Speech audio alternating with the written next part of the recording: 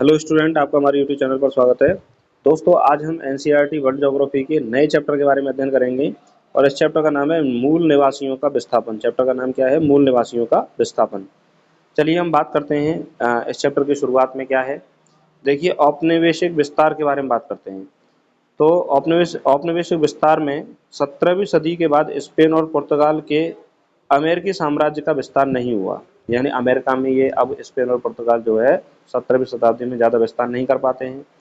France, Holland और England जैसे दूसरे देशों ने अपनी व्यापारिक गतिविधियों का विस्तार करना और अमेरिका, अफ्रीका तथा एशिया में अपने उपनिवेश बसाना शुरू कर दिया। यानी सबसे पहले देखिए उपनिवेश बसाया था स्पेन और पुर्तगाल ने, लेकिन इनका बाद में विस्तार नहीं होता है। फ्रांस और हॉलैंड और इंग्लैंड जो हैं अपने उपनिवेश वहाँ पर बसाते हैं, अपनी व्यापारिक कंपनियां वहाँ पर स्थापित करते हैं।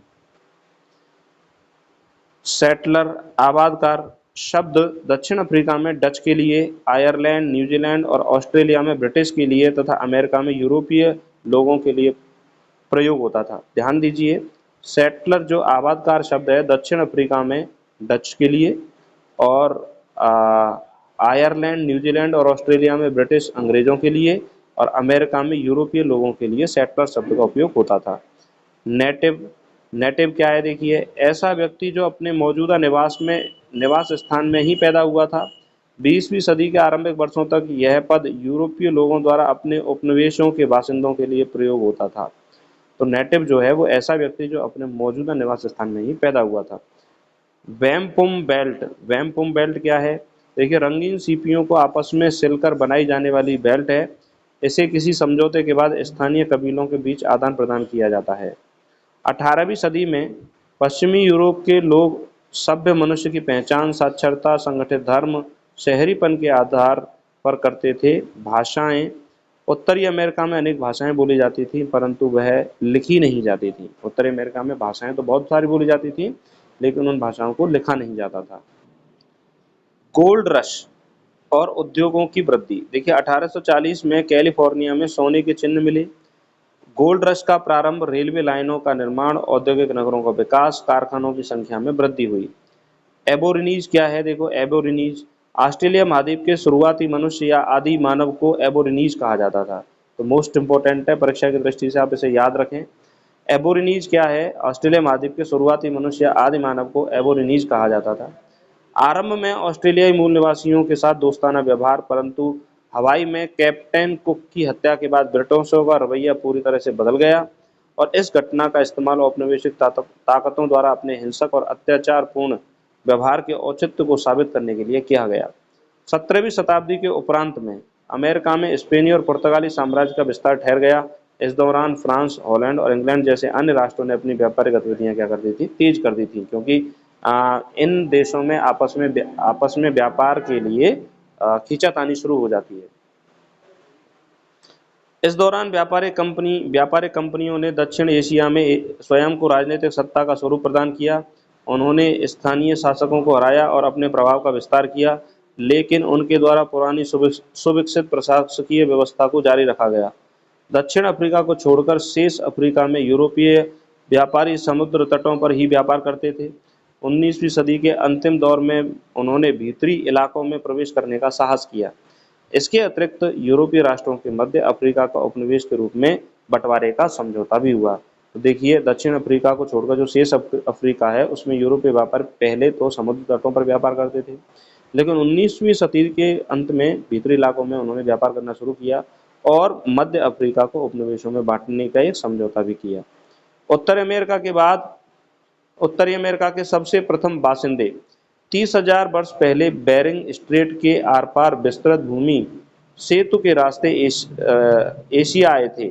सबसे पुरानी मानव कृति जो कि एक तीर की नोक है, इसकी रचना जो है वो 11,000 वर्ष पुरानी है। तो मोस्ट इंपॉर्टेंट है, सबसे पुरानी मानव कृति क्या है? एक तीर की नोक है। इसकी रचना कब हुई?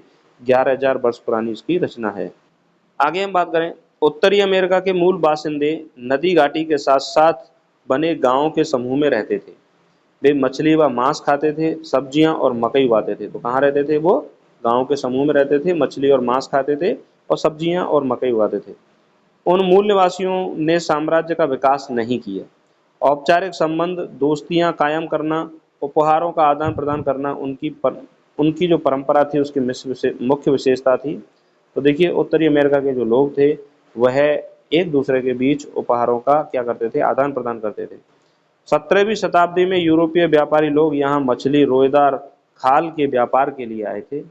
इस कार्य में शिकार कुशल देसी लोगों ने उनकी अत्यधिक सहायता की और उसके बाद कालांतर में यूरोपीय लोगों के साथ साथ अमेरिका में बसने के लिए और भी लोग आए थे। वे लोग ईसाइयत के विभिन्न संप्रदाय से ताल्लुक रखने के कारण उत्पीड़न के शिकार थे। वे एक नई जिंदगी आरंभ करना चाहते थे, तो इस तरह से वह भी लोग क्या है, अमेरिका में आकर रहने लग गए। यूरोपीय लोगों को कल्पना में कटे हुए जंगलों के स्थान पर मक्के के खेत नजर आते थे। जेफरसन जेफरसन का ख्वाब एक ऐसे देश का था जो छोटे छोटे खेतों वाले यूरोपीय लोगों से आबाद हुआ था। तो यूरोपीय लोग अमेरिका को एक मक्के के खेत के रूप में देखते थे। दक्षिणी इलाके की जलवायु यूरोपीय लोगों के लिए बहुत गर्म थी। यहाँ तक कि दक्षिण अमेरिकी उपनिवेश में दास बनाए गए मूल निवासी की संख्या काफ़ी संख्या में मौत के शिकार हुए। फलतः बागान मालिकों ने अफ्रीका से दास खरीदे। यह सत्य है कि दासों के व्यापार पर विरोध के कारण इस प्रथा पर रोक तो लग गई, लेकिन अफ्रीकी संयुक्त राज्य अमेरिका में थे, वे उनके बच्चे दास ही बने रहे। फिर 1861 से 65 में अनेक संघर्षों के बाद इस प्रथा का अंत होता है। तो ये अमेरिका में जो दास प्रथा है वो 1861 से 65 में अनेक संघर्षों के बाद समाप्त हुई। जैसे जैसे संयुक्त राज्य अमेरिका में यूरोपीय बस्तियों का विस्तार किया गया, जमीन की बिक्री के समझौते के बाद मूल निवासियों को वहां से हटने के लिए विवश होना पड़ा। कुछ मूल निवासियों को पश्चिम की ओर धकेल दिया गया था। यह सत्य है कि उन्हें स्थायी तौर पर अपनी जमीन दे दी गई थी, लेकिन वे प्राय उस जगह से बेदखल कर दिए जाते थे यदि उनकी जमीन के अंदर सीसा, सोना, तेल जैसे खनिज पदार्थ होने की संभावना होती थी।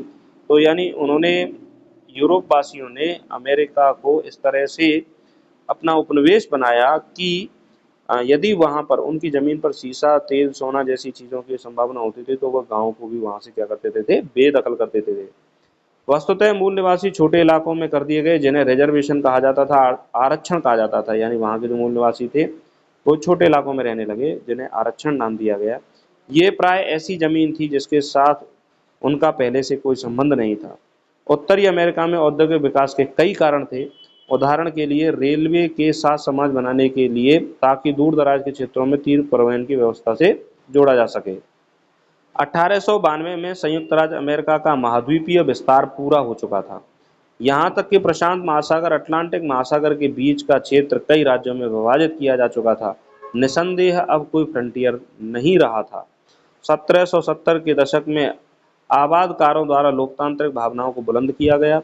फलतः संयुक्त राज्य अमेरिका की पहचान बनी और उनके संविधान में व्यक्ति के संपत्ति के अधिकार को शामिल भी किया गया। तो सबसे पहले व्यक्ति के संपत्ति के अधिकार को शामिल किया जाता है और लोकतांत्रिक भावना को बढ़ावा दिया जाता है।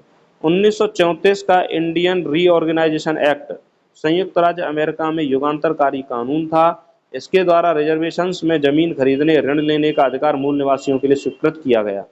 1954 में स्वयं के द्वारा तैयार किए गए डिक्लेरेशन ऑफ इंडियन राइट्स के प्रावधानों के अधीन मूल निवासियों ने इस शर्त के साथ संयुक्त राज्य अमेरिका की नागरिकता स्वीकार की कि उनके रिजर्वेशन वापस नहीं लिए जाएंगे और उनकी परंपराओं में दखलंदाजी नहीं की जाएगी।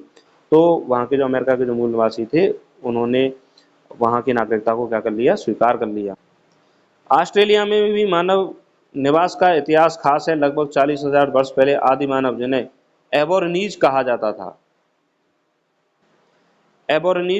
था, इस देश में आने लगे। वे ऑस्ट्रेलिया के साथ एक भू सेतु से जुड़े न्यू गिनी से आए थे। कहाँ से आए थे? न्यू गिनी से। ऑस्ट्रेलिया की जमीन को टेरा न्यूक्लियस कहा जाता था। प्रारंभ में किस नाम से जाना जाता था? टेरा न्यूक्लियस कहा जाता था। इसका अर्थ था जो किसी का नहीं है। फलतः भूमि अधिग्रहण को औपचारिक बनाने के लिए यूरोप वासियों को ऑस्ट्रेलिया के मूल निवासियों के साथ कोई समझौता तैयार नहीं करना पड़ा था। मूल बाशिंदों ने अपने जीवन इतिहासों को लिखना प्रारंभ किया। 1974 से बहुसंस्कृतिवाद ऑस्ट्रेलिया की राजकीय नीति रही है।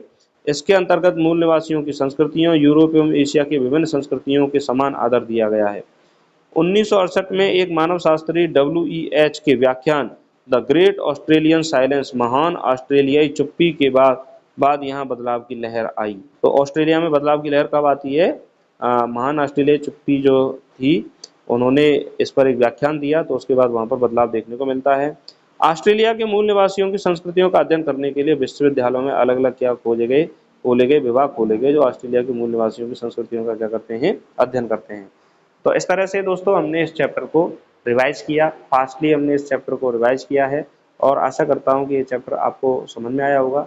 अगर आपको ये समझ में नहीं आता है तो इसको आप दोबारा देखेंगे तो आपको निश्चित रूप से समझ में आ जाएगा, और वर्ल्ड ज्योग्राफी का ये जो चैप्टर है फास्टली आप इसको रिवाइज कर सकते हो, और आप अपनी तैयारी को स्ट्रॉन्ग कर सकते हो, और एग्जाम में जाने से पहले इसको आप जरूर देखिए।